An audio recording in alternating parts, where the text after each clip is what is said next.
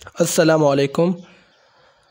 آج کے اس لیکچر میں ہم علم بدیع کی ایک صنعت لف و نشر کو مثالوں کے ذریعے سے سمجھنے کی کوشش کریں گے۔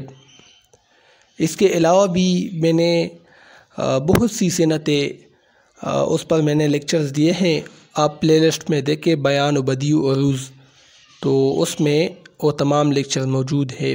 بیان، بدیع، عروض یعنی تشبیہ، استعارہ، کنایہ، علم عروض کے حوالے سے وہاں پر آپ کو لیکچرز دیکھنے کو ملیں گے۔ آج ہم صنعت لف و نشر کو پڑھیں گے۔ لف کے لغوی معنی ہے لپیٹنا اور نشر کے معنی ہے پھیلانا۔ اب ہم اس کی تعریف کرتے ہیں۔ اصطلاحی تعریف یعنی علم بدیع کے مطابق لف و نشر کیا ہے؟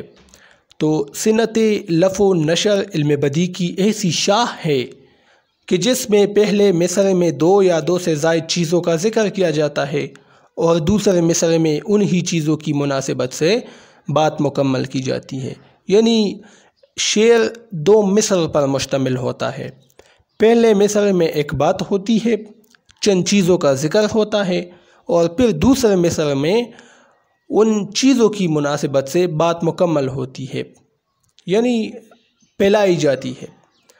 مثال دے کہ تیرے رخسار و قد و چشم کے ہیں عاشق زار، گل جدا سرو جدا نرگس بیمار جدا۔ اب پہلے مصرعے میں دیکھے رخسار، یہ لف ہے، ہم نے اوپر پڑھا کہ پہلے چند چیزوں کا ذکر ہوتا ہے، تو پہلے مصرعے میں رخسار، قد اور چشم یعنی آنکھوں کا ذکر ہوا ہے، اور دوسرے مصرعے میں دیکھے نشر ہے، یعنی قد کی نسبت سے سرو کا لفظ آیا ہے۔ اب ہم اس کی وضاحت کرتا ہوں، ٹھیک ہے، کنفیوز نہ ہو۔ قد کی نسبت سے سرو کا لفظ آیا ہے، رخسار کی نسبت سے اگر دیکھیں تو گل کا لفظ آیا ہے، اور آنکھ دیکھیں تو اس کی نسبت سے نرگس بیمار یہ لفظ آیا ہے۔ کیوں آیا ہے کہ قد کا تعلق اگر ہم دیکھیں اردو شاعری میں تو شعراء حضرات اپنے محبوب کے قد کو سرو کے درخت سے تشبیہ دیتے ہیں۔ سرو ایک قسم کا لمبا درخت ہوتا ہے، تو اس سے تشبیہ دیتے ہیں۔ تو یہاں پہلے مصرعے میں دیکھیں رخسار کا لفظ پہلے آیا ہے، تو اسی رخسار لفظ کے مناسبت سے دوسرے مصرعے میں گل کا لفظ آیا ہے، یعنی محبوب کا رخسار اور گل دونوں خوبصورت ہیں، دونوں کا آپس میں تعلق ہے، تو یہ ہے لف و نشر، یعنی پہلے مصرعے میں لف ہے یعنی رخسار، جبکہ دوسرے میں اسی رخسار کی مناسبت سے گل کا لفظ استعمال کیا ہے خوبصورتی کی وجہ سے، تو یہ لف و نشر ہوا۔ اسی طرح قد کا لفظ شاعر نے استعمال کیا ہے پہلے مصرعے میں، پھر دوسرے مصرعے میں قد کے لیے انہوں نے سرو کا لفظ استعمال کیا ہے، یعنی سرو کا تعلق قد سے ہوتا ہے، تو اسی وجہ سے یہ لف و نشر ہے۔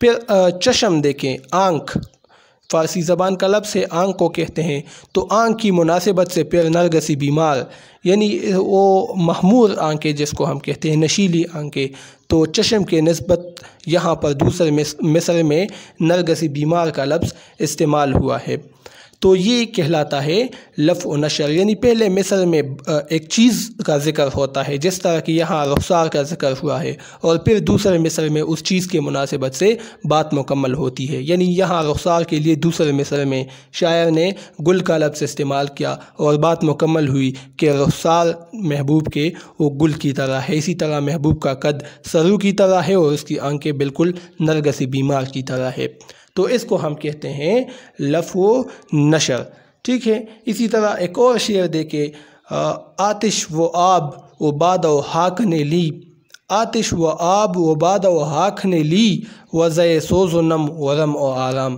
تو پہلے مصرعے میں دیکھیں آتش کا لفظ استعمال ہوا ہے۔ آتش کیسے کہتے ہیں؟ آگ کو کہتے ہیں۔ آگ کی فطرت یہ ہے کہ وہ چیزوں کو جلاتا ہے، اس کے اندر سوزش ہوتی ہے، تو پہلے شاعر نے آتش کا لفظ استعمال کیا ہے پہلے مصرعے میں، جبکہ دوسرے مصرعے میں اگر ہم دیکھیں تو آتش یعنی آگ کی نسبت سے شاعر نے سوز کا لفظ استعمال کیا ہے، یعنی جلنا۔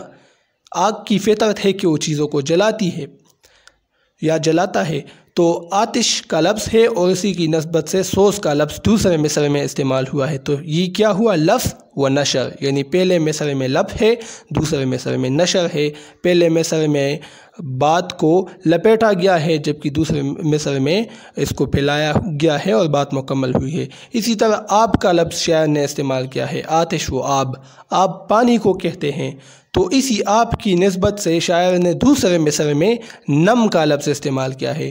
نم یعنی نمی، گیلا پن، تو پانی اور گیلا پن یہ اس کا آپس میں تعلق ہوتا ہے، تو شاعر نے آب کی نسبت سے نم کا لفظ استعمال کیا ہے۔ تو یہ کیا ہوا؟ آب و نم یعنی لف و نشر، پہلے مصرع میں لف ہے، دوسرے میں نشر ہے۔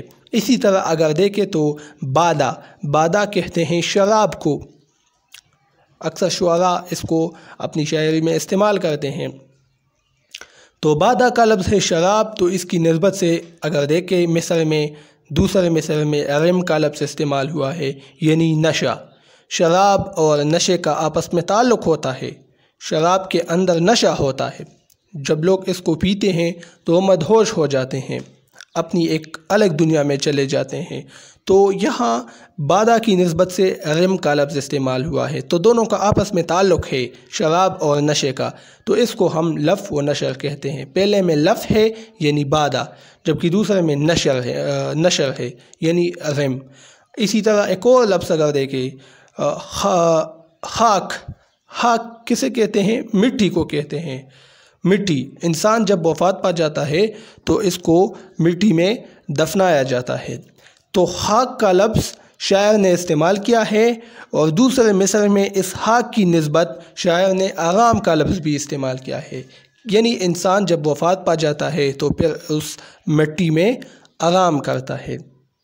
تو خاک کیا ہوا؟ لف ہوا، جبکہ دوسرے مصرع میں اسی کی نسبت سے آرام کا لفظ استعمال ہوا ہے، تو یہ ہوا نشر، یعنی لف و نشر مکمل ہو گیا۔ تو اسی طرح اگر ترتیب ہو تو اس کو لف و نشر کہتے ہیں۔ پھر اس کی قسمیں بھی ہے، لف و نشر مرتب اور غیر مرتب، اسی طرح اس کی 2-3 قسمیں ہیں، پھر آپ اس میں کنفیوز ہو جائیں گے، لیکن میں مختصر اس کا ذکر کرتا چلوں کہ اگر ترتیب کے ساتھ لف ہو اور پھر دوسرے میں اس لف کے مطابق ترتیب کے ساتھ نشر ہو، یعنی جس طرح کہ اس شعر میں ہے، آتش ہے تو پہلے نمبر پر آتش کا لفظ ہے، تو دوسرے مصرع میں بھی پہلے نمبر پر سوز کا لفظ ہے۔ اسی طرح دوسرے نمبر پر آب ہے پہلے مصرع میں، جبکہ آب کی نسبت دوسرے مصرع میں نم کا لفظ استعمال ہوا ہے، یعنی ترتیب ہے۔ پہلے جب 4 چیزوں کا ذکر شاعر نے پہلے مصرع میں کیا ہے تو دوسرے مصرع میں ترتیب کے ساتھ ان 4 لفظوں کے لیے انہوں نے 4 نشر استعمال کیے ہیں دوسرے مصرع میں، یعنی ترتیب کے ساتھ آتش ہے تو اس کے لیے سوز، آب ہے تو اس کے لیے نم، اسی طرح بادا کے لیے رم اور خاک کے لیے آرام، ترتیب کے ساتھ۔ لیکن اگر ایسا ہو کہ لفظ تو ہو، نشر بھی ہو، لیکن ترتیب اس میں نہ ہو، مثال کے طور پر اوپر آتش کا لفظ ہے، نیچے سوز کا لفظ ہوگا، لیکن ہو سکتا ہے وہ مصرع کے آخر میں ہو، یعنی ترتیب ٹھیک نہیں ہوگی، یعنی پہلے مصرع میں لفظ آتش پہلے نمبر پر ہوگا اور اس کا جو نشر ہے یعنی سوز وہ آخر میں ہوگا، تو پھر یہ لف و نشر تو ہے لیکن غیر مرتب ہے، ترتیب کے ساتھ نہیں ہے، تو پھر یہ لف و نشر غیر مرتب کہلاتا ہے۔ تو یہ آج کا لیکچر تھا، امید ہے آپ لوگوں کو یہ ویڈیو پسند آ چکی ہوگی۔ اللہ حافظ۔